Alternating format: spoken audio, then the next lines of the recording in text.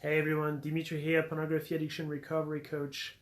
I just remembered a memory that it was interesting to reconnect to that memory because I had completely forgotten about it, but also then I realized this is actually the first fantasy I ever had.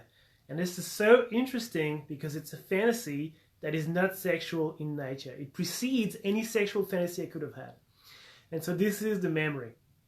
I was a child, this is real life. As a child, I had to go see a boy's doctor because I had something to fix in my anatomy somehow. I think there were some, I feel uncomfortable talking about this.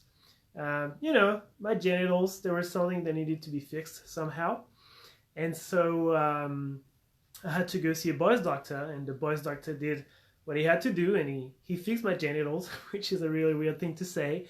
And there I went. And that's the end of the actual real life thing. But as a fantasy, it comes back as I was thinking that I was seeing the boy's doctor, and he was telling me, Dimitri, this is going to be painful. It was a painful memory. This is going to be painful, but if you're a really good boy, you will be able to choose from any of these gifts that are, and it was like a pyramid of gifts. And on top of the pyramid was, you bet, a Lego train.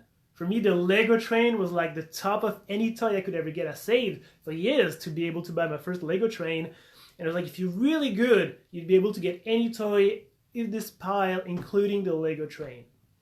And it's kind of funny because that's where the fantasy ends. There's no, I don't know if I ever got the Lego train or if I didn't. But that's the structure of the fantasy. And this to me is really interesting because I have, or used to have at least, a strong masochist profile, not in the sense of sexual masochism. The masochist is not someone who finds pleasure in pain. They are the people who find salvation in pain. And so I always used to believe that by going through trials and difficult stuff, I'd come out better, which to an extent is true, to an extent is not.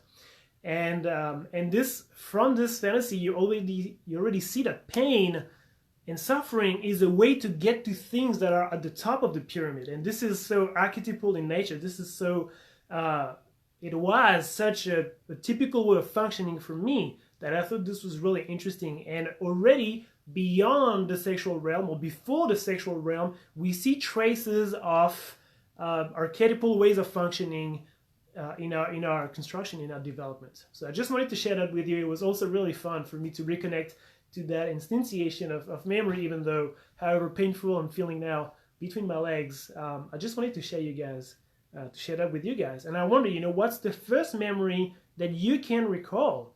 What's the first sexual memory? And is there any thoughts before that where if you did something, you would have some kind of reward, which is what a fantasy is? I hope this is insightful. Let me know in the comments any cool stories you want to share. Peace.